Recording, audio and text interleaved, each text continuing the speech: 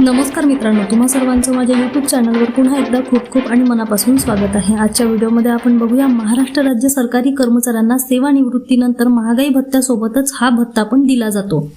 व्हिडिओला सुरुवात करण्याअगोदर तुम्हाला एक विनंती, चॅनलवर पहिल्यांदाच भेट देत असाल तर चॅनलला सबस्क्राइब एक लाईक करायला विसरू नका।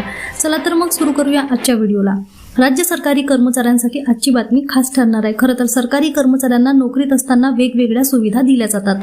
पगाराव्यतिरिक्त सरकारी कर्मचाऱ्यांना वेगवेगळे भत्ते सुद्धा मिळतात। ज्याप्रमाणे सरकारी कर्मचाऱ्यांना नोकरीवर असताना पगार आणि विविध भत्त्यांचा लाभ मिळतो, त्याचप्रमाणे राज्य सरकारी कर्मचाऱ्यांना सेवानिवृत्तीनंतर सुद्धा पेन्शन आणि वेगवेगळे भत्ते उपलब्ध करून दिले जातात। राज्य सरकारी कर्मचाऱ्यांना सेवानिवृत्तीनंतरही काही विशिष्ट परिस्थितीत प्रवास भत्ता आणि दैनिक भत्ता उपलब्ध करून दिला जातो। याबाबत राज्य शासनाने वेळोवेळी महत्त्वाचे शासन निर्णय सुद्धा निर्गमित केले आहेत। दरम्यान आज आपण अशाच एका महत्त्वाच्या शासन निर्णयाची माहिती पाहणार आहोत। खरे तर राज्य सरकारी कर्मचाऱ्यांना या तरतुदींची पुरेशी माहिती नसल्यामुळे प्रत्यक्षात मिळणाऱ्या लाभांपासून ते वंचित राहतात।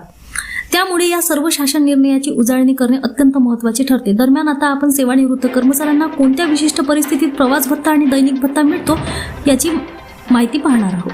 खरं तर सामान्य प्रशासन विभागाच्या दिनांक 20 जून 2006 रोजी याबाबत एक सविस्तर शासन निर्णय जारी केला आहे। या निर्णयानुसार सेवानिवृत्त अधिकारी व कर्मचारी यांना शासनाच्या वतीने न्यायालयीन कामकाज किंवा विभागीय चौकशीसाठी हजर राहावे लागल्यास त्या प्रवासासाठी प्रवास भत्ता व दैनिक भत्ता अदा करण्याची स्पष्ट तरतूद करण्यात आलेली आहे।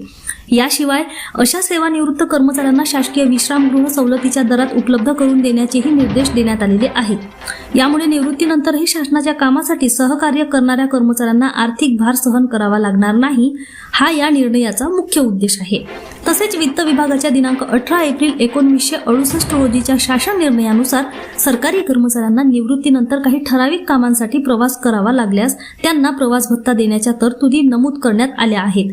हा निर्णय आजही लागू असून अनेक प्रकरणांमध्ये त्याचा आधार घेतला जातो। याशिवाय वित्त विभागाच्या दिनांक 19 ऑक्टोबर 1962 रोजीच्या शासन निर्णयानुसार सरकारी कर्मचाऱ्याचा मृत्यू झाल्यास त्यांना मिळणारी प्रवास भत्त्याची सवलतीची रक्कम संबंधित वारसांच्या देणेकामी अदा करण्याची तरतूद करण्यात आलेली आहे।